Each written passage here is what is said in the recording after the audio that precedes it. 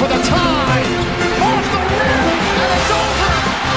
This miracle run continues. Seconds at midcourt. Jenkins gives it to Jenkins for the championship. At midcourt, extra pass. And again. All of a sudden, they were best free throw shooter. Five in the stretch.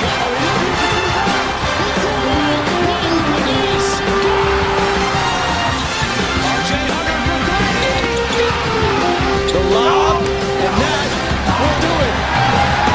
Do you believe it? For just the second time ever.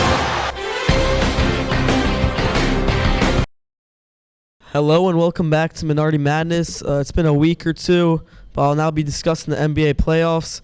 In this segment, I'll be talking about the Eastern Conference. So far, round one is finished, so I'll also be giving some predictions for round two. To start off, for the 1 versus 8 matchup in the East, we saw the Celtics take on the Heat. And let's be honest, we all saw this one coming. No Jimmy on the 8-seeded Heat team. Celtics take in Game 5. Game 2, a lot of people got some hope from the Heat. All the role players shot out of their minds in this one, and I think that's really the only reason why they were able to get this win. But overall, obviously, the Celtics just dominated this series, and they closed it out in a Game 5 win at home, just a blowout. Derek White and Jaylen Brown dropped 25 in this one. I think Derek White's been playing really good, still very underrated player. And realistically, this Celtics team, they should get to the finals, and they have a very good chance to win this whole thing. They're looking stacked, definitely overall the best team in the league, but every year they're always good or at the top, and they just sell at some point in the playoffs. So I honestly wouldn't be surprised if they lose. And I think the big thing for them is just staying alive and closing out fourth quarters, especially Jason Tatum. It kind of seems like he just disappears in fourth quarters during some games. But anyways, for the Celtics opponent in the second round, they will be playing the Cavs, and the Cavs took their series in 7. Both teams, they won all the home games.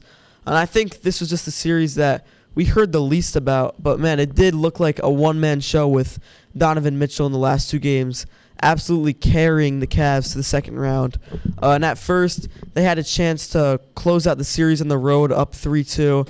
They were very close to doing so, but they just really needed some other teammates to contribute besides Donovan Mitchell, because Mitchell had an insane performance, 50 points, and then from there, Darius Garland had 21.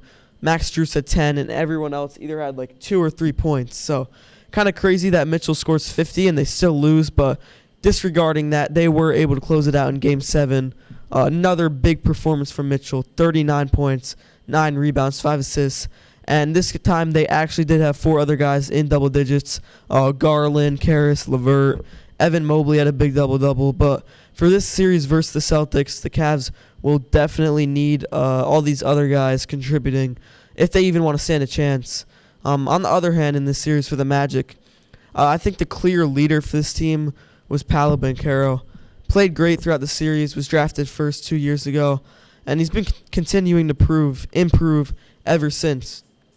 It's kind of crazy that only a second-year player is leading the team, but hey, that's what the Magic were looking for with the number 1 pick, a leader, and they got one. So obviously not the outcome they wanted this year, but it really should only go up from here. Banchero, 38 points, 16 rebounds in Game 7, almost like Donovan Mitchell's performance in Game 6, just didn't end up being enough. But looking at the Celtics vs. Cavs series, my prediction for this one will be Celtics in 5. I think the Cavs could sneak a home game or 2. I expect Mitchell to keep performing, but realistically, the Celtics should not lose the series. But moving on, the next series we're looking at in the East is the Bucks versus Pacers, and it's safe to say I think injuries just really got the best of the Bucks. And first, it was Giannis. Dame was still playing. He had 36 in the first half of Game 1, but then Pacers took a game on the road. Dame ended going out as well. Bobby Portis and Patrick Beverley stepped up in Game 5, trying to, make a comeback from the 3-1 lead, but overall, just wasn't enough. And I also just do like the way Indiana plays. They move the ball really well, and of course, they have the leader in assists, Tyrese Halliburton. A lot of great guys around him like Siakam, Miles Turner, even TJ McConnell looking really effective as of late. But it's going to be a lot tougher for the Knicks than everyone thinks in this series. And while I'm talking about the Knicks, let's just get to them. They took down Philly in 6, a great entertaining series, every game being super close. And the thing with the Knicks is everyone on this team just has that dog in them. 3 guys from Villanova, Hart, DiVincenzo, and Brunson, Hartenstein, OG Anunoby. All these guys are just dogs, especially Hart. Rebounds the ball like a big, almost always in double digits in rebounds. They play different. And I know Brunson is the main guy who leads them, but they have so many great pieces who just really want to win. And in Game 6, the closeout game for the Knicks, Jalen Brunson helped lead them to the win in the end with 41 points. Huge performance from DiVincenzo to win with 23. Anunoby had 19. Honestly, very impressive overall performance from the Knicks in this game. And I got nervous for them after that Game 5 loss at home because I know how hard it is to win on the road in the playoffs. And if Philly got that Game 6, who knows, momentum would be all their way. But big thing was that just Maxey played out of his mind that game, saving their season with over 40 points. But didn't do as much in Game 6, 17. So either way, just a great way to close the series out for the Knicks. And as I said before, in this one, I think it's going to be a lot tougher for them than many people thought in this series versus the Pacers. Currently 1-0 right now, but my original prediction was Knicks in 6, maybe even 7 to be honest. This series is looking to be very entertaining. Pacers nearly had Game 1, winning almost the whole game. And when I'm talking about entertaining, I'm talking about that Obi Toppin East Bay dunk. I don't think you realize how confident you have to be to pull that off in a game, especially in the playoffs against your former team and on the road. When I saw that dunk, I was just flabbergasted. Like, fast break between the legs. I can't believe he tried to do that. But once again, Villanova guys is coming in clutch to take this one, scoring almost all the fourth quarter points.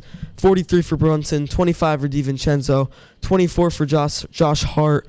Anunoby kind of sealed the deal with that dunk off the fast break, and he's also been playing a huge factor in these playoffs.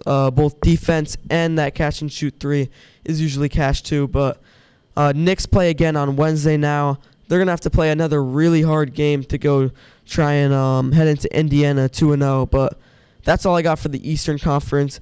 It will probably end up being Knicks versus Celtics, which I really do want to see. I think the Knicks, maybe could able to beat the Boston Celtics. But for now, we had these 2 series. Thanks for watching, and stay tuned for Western Conference coverage, which will be coming too.